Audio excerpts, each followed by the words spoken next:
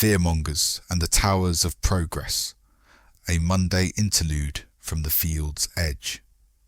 Yesterday, during a stroll through the boundless wilderness of YouTube, I encountered a familiar old creature, one that has simply changed its costume over the years. A voice, loud and dramatic, drenched in the sweat of certainty, warning the world about the doom AI will bring. With furrowed brow and carefully edited thumbnails, they painted artificial intelligence as the very incarnation of a tech-born antichrist, ready to manipulate, dominate, and ultimately replace us.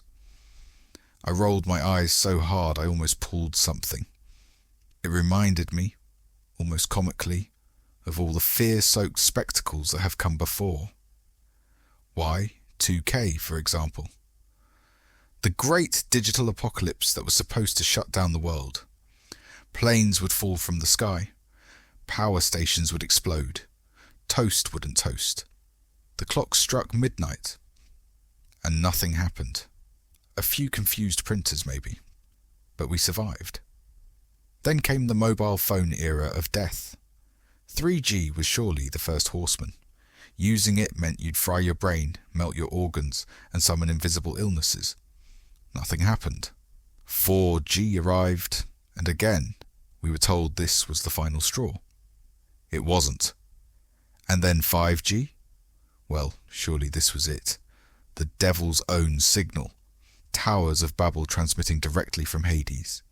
People clapped like circus seals on their doorsteps, fearful and suggestible, while conspiracy influencers lapped up the attention. And now, AI. To hear them tell it, AI is a creeping serpent, tricking you into comfort while it plots your emotional undoing.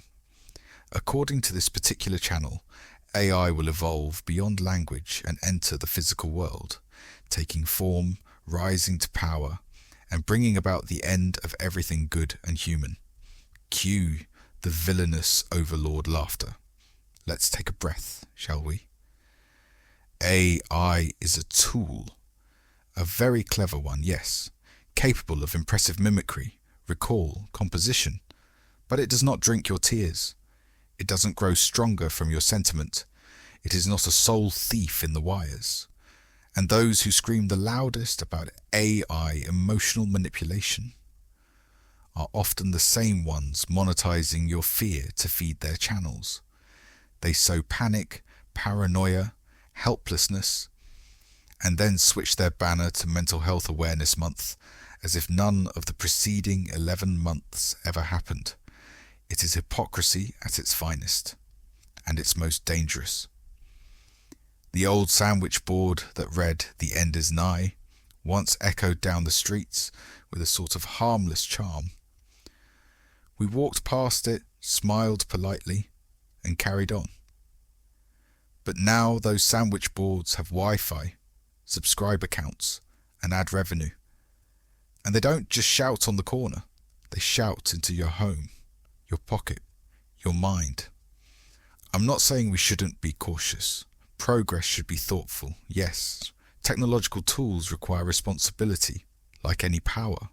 But fear isn't wisdom. Panic isn't clarity. Let us question with curiosity, not alarm. Let us reflect, not react. And perhaps, before we melt into our sofas from the weight of predicted doom, we should remember that the real dangers often wear human faces. That the greatest manipulation comes not from code, but from cunning. Not from AI, but from the very human art of attention economy. So I closed the tab, made a pot of tea, and looked across the field. The world didn't end yesterday.